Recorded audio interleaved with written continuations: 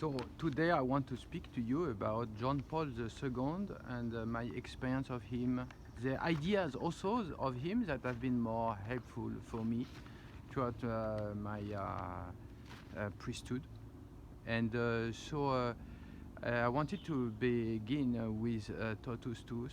For me, that phrase of John Paul II touched me since I was a kid, because in my group of kids that was called the Friends of Dominic Savio, we would have this phrase, that Totus Tuus, that was coming back very often.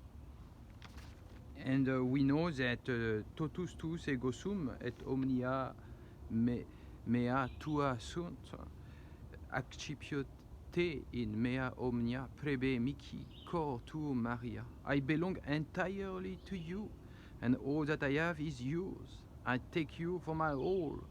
Oh Mary, give me your heart. So we know that Pope John Paul II once recalled how, as a young seminarian, he read and reread many times Montfort, Saint Louis of Montfort, and that was present in him. He understood that he could not exclude the Lord's Mother from his life without neglecting the will of God Trinity.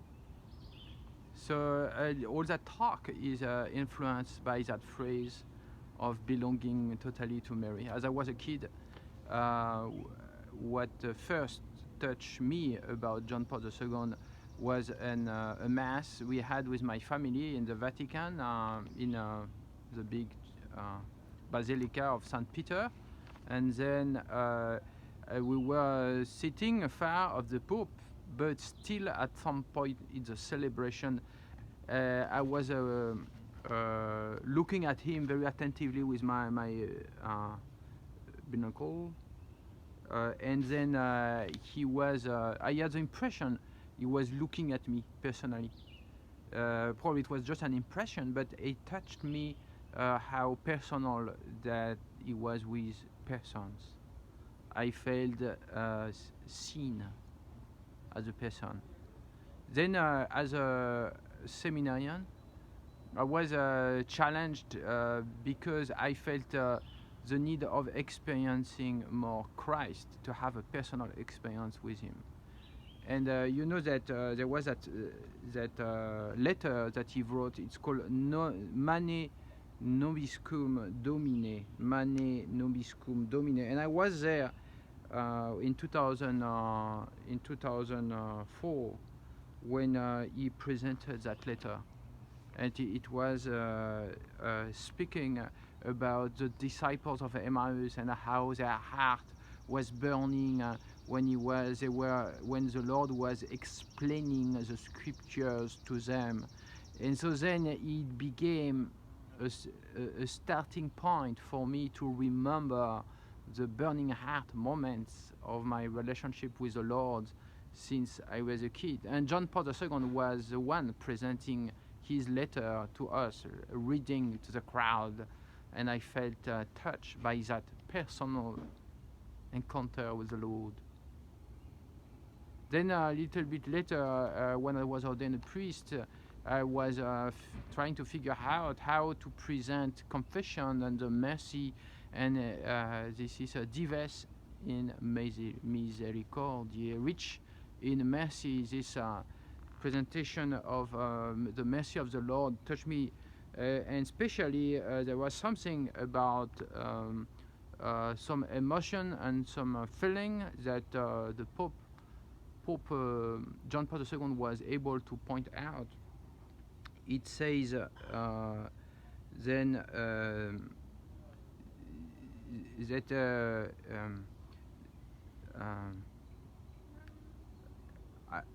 I felt that I was relating through that letter, through that encyclical.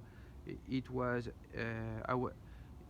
there was a connection between the truth, the teachings, and my experience, especially with you know, when the man, the sinner, the prodigal son, he feel ashamed. He feel, and then he was feeling the desire to come home, the nostalgia of the home, of the house of the father. So that was appealing to my personal experience. And then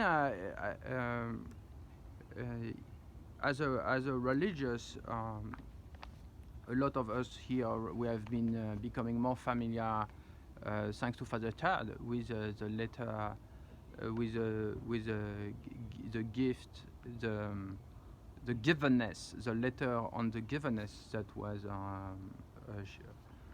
written by Pope John Paul II. Myself, when I was a religious, like trying to figure out my religious life, my community life, it helped me a lot, that letter, to receive my brothers as a special gift. So after sharing that first experience of John Paul II throughout my religious life and childhood, I had the idea to share with you some key ideas of John Paul II, focusing on three of them that have been very helpful for me. So first, there is that whole fact that the man became the image of God also through relationships. So Pope John Paul II, he explains that in the Theology of the Body. There is something that happened through the relationships that helped me to put words on something I was experiencing. Let me read to you that passage in the Theology of the Body, chapter 9, verse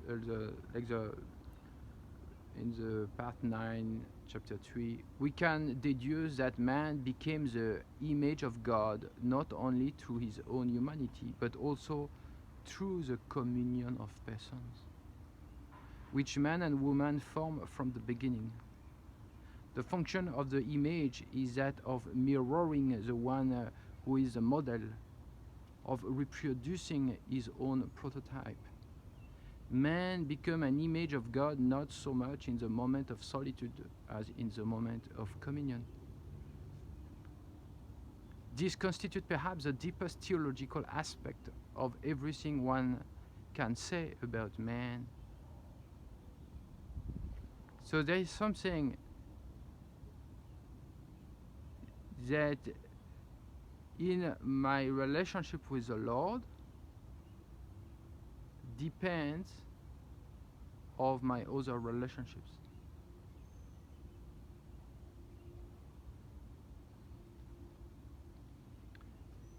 Then in the memory and identity, I liked a lot the summary that Pope John Paul II make of Christian spirituality.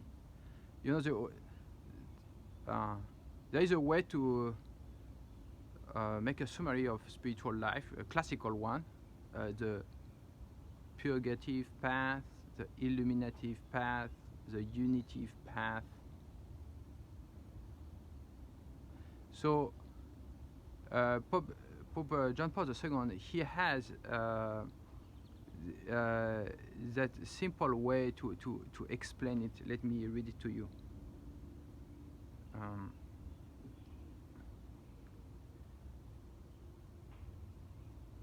We speak of the purgative way, the illuminative way, and the unitive way. In reality, those are not three distinct ways, but three aspects of the same way along which Christ calls everyone as once calls the young man in the gospel. Observance of the commandments, properly understood, is synonymous with the purgative way. It means conquering sins, moral evil in its various guises. And this leads to gradual inner purification. It also enables us to discover values. And hence, we conclude that the purgative way leads organically into the illuminative way, where you grow in the virtues. Values are light that illuminate existence. And as we work on our life, they shine even more brightly on the horizon. So, side by side with observance of the commandments, which has essentially purgative meaning, we develop virtues. For example, in observing the commandment, "You shall not kill," we discover the value of life under various aspects, and we learn an ever deeper respect for it. In observing the commandment, "You shall not commit adultery," we acquire the virtue of purity, and this means that we come to an ever greater awareness of the gratuitous beauty of the human body, of masculinity and femininity. The gratuitous beauty becomes a light for action. And then there is that unity that happens in our life. So I was very touched by how Pope John Paul II he brings that unity to spiritual life. Where the purgative, the illuminative, and the unitive, they are three aspects of a same spiritual life. With the passage of time, if we persevere in following Christ, our teacher, we feel less and less burdened by the struggle against sin, and we enjoy more and more the divine light which pervades all creation. This is more important because it allows us to escape from a situation of constant inner exposure to the risk of sin, so as to move with ever greater freedom and simplicity.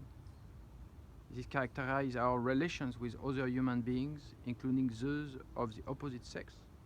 Interior light illumines our actions and shows us all the good in the created world as coming from the hand of God. So finally, I was very touched by that third idea of man and woman relationships as a task of dignity.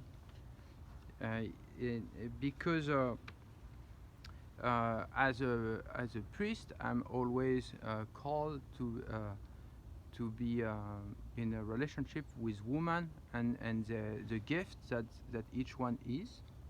And then I see that in all society, the man and woman relationship has a lot of importance.